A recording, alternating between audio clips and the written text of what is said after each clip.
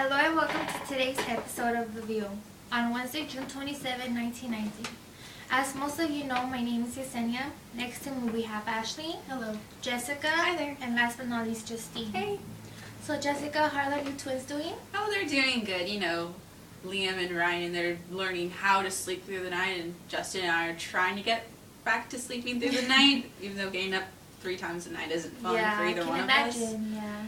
So, you know, they're doing good, but we just want more sleep. That's good.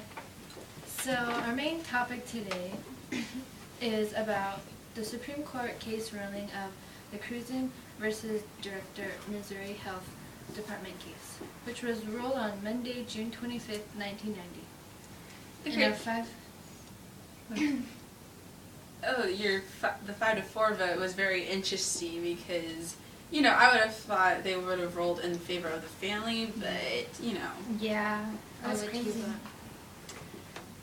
The Supreme Court ruled in favor of the Missouri Health Department because it did not violate the 14th Amendment, denying the liberties to a person. Maybe that's why.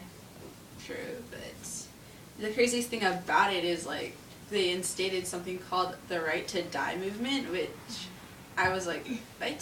So, but it's not, I know my first thought too was they're giving people the right to commit suicide, but basically if you're in a comatose state and it was by a natural cause, you can do this. You have this option, but if not, if it was like in a car crash or so, I guess you still have to go through the natural stages and tests. Yeah.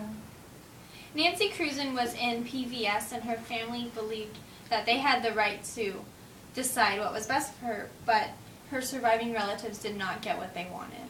Oh, you mean persistent vegetative state, right, Justine? Yes.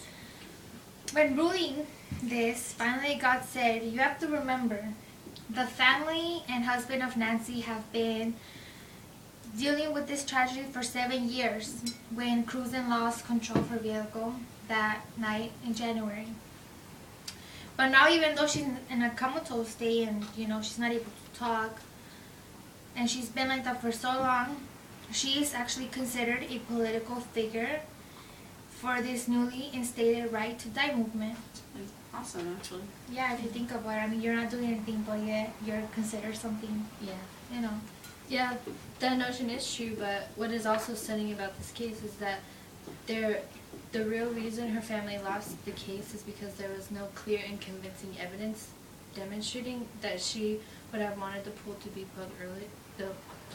pulled earlier.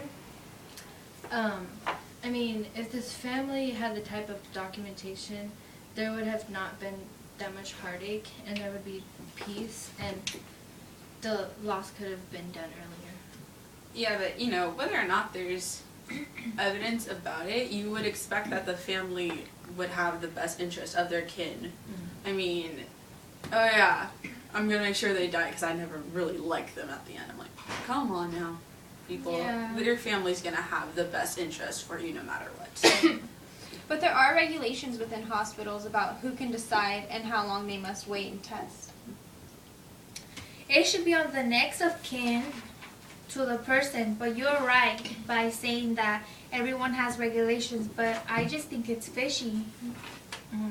I think many people will take this case as an example of wanting to leave wills earlier, so in case tragedy does strike, family members do know how to tend to the needs of the other family members. Very true. And what's necessary to remember about this is that when we started talking about this 6 months ago, people just believed, oh yeah, you know, the next of kin is always going to do the right thing. The doctors really shouldn't have a say in it. But the doctors are going to be the ones that tell you, hey, you know, your family member has that 85% chance of surviving. But, you know, in the back of your mind, you are thinking, yeah, there's 15% chance that they're not going to survive, but which would you rather risk? I'd rather put the 85% chance personally, but 15% chance is still quite a lot. Of course, I mean, For if you really comatose want state. to love that person, then, you know. You want what's best for them. Yeah.